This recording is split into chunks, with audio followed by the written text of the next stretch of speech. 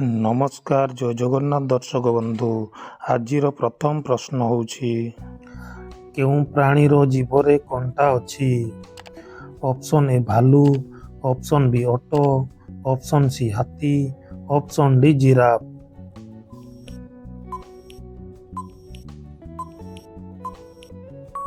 ତେବେ ଫ୍ରେଣ୍ଡସ୍, ଏହାର ଉତ୍ତର ହେଉଛି ଅପସନ୍ ଏ ଭାଲୁ।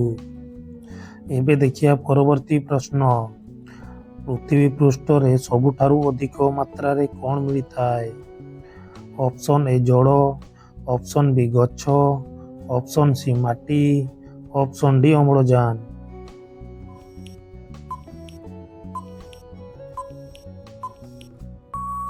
ତେବେ ଫ୍ରେଣ୍ଡସ୍, ଏହାର ଉତ୍ତର ହେଉଛି ଅପସନ୍ ଡି ଅମ୍ଳଜାନ। ଏବେ ଦେଖିବା ପରବର୍ତ୍ତୀ ପ୍ରଶ୍ନ। ଅତ୍ୟଧିକ ଚାହା ପିଇଲେ କେଉଁ ରୋଗ ହୁଏ? Option A cancer, option B pyorrhoea ବା ଦାନ୍ତ ରୋଗ, option C sugar, option D ମୁଣ୍ଡ ବଥା।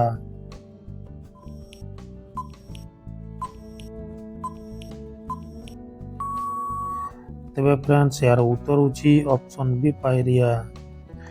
ଏବେ ଦେଖିବା ପରବର୍ତ୍ତୀ ପ୍ରଶ୍ନ। ସବୁଜ ଗୋଲାପ କେଉଁଠାରେ ଦେଖିବାକୁ ମିଳେ? Option A Bharat, option B ଚୀନ, option C Japan, option D Pakistan.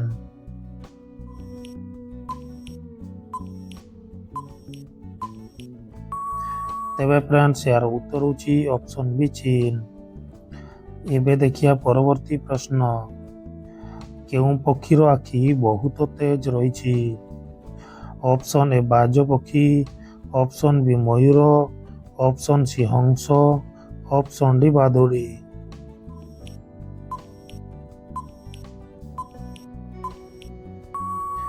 ତେବେ ଫ୍ରେଣ୍ଡସ୍, ଏହାର ଉତ୍ତର ହେଉଛି ଅପସନ୍ ଏ ବାଜ ପକ୍ଷୀ। ଏବେ ଦେଖିବା ପରବର୍ତ୍ତୀ ପ୍ରଶ୍ନ। କୁରକୁରି ଖାଇଲେ ଶରୀରର କେଉଁ ଅଙ୍ଗ ଖରାପ ହୋଇଯାଏ? Option A kidney, option B ଅନ୍ତନଳୀ, ଅପସନ୍ ସି ଯକୃତ, ଅପସନ୍ ଡି ଦାନ୍ତ।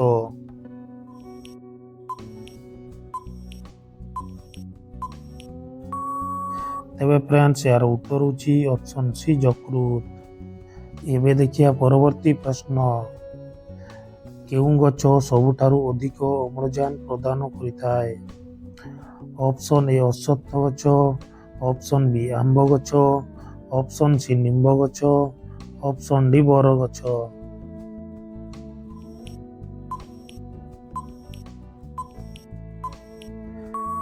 ତେବେ ଫ୍ରେଣ୍ଡସ୍, ଏହାର ଉତ୍ତର ହେଉଛି ଅପସନ୍ ଏ ଅଶ୍ୱତ୍ଥ ଗଛ। ଏବେ ଦେଖିବା ପରବର୍ତ୍ତୀ ପ୍ରଶ୍ନ। କେଉଁ ଦେଶରେ କୁରକୁରିକୁ ବ୍ୟାନ୍ କରାଯାଇଛି? Option A Australia, option B Bharat, option C Italy, option D Pakistan.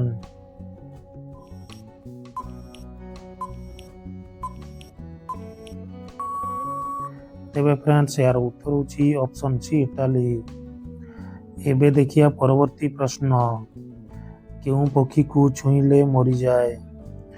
Option A ବାଦୁଡ଼ି, ଅପସନ୍ ବି କାଉ, ଅପସନ୍ ସି କୋଇଲି, option D ଟିଟୋନି।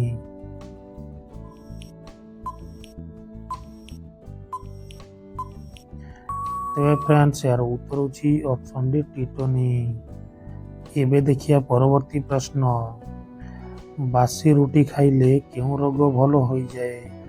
Option A pyorrhoea, option B cancer, option C sugar, option D ମଧୁମେହ।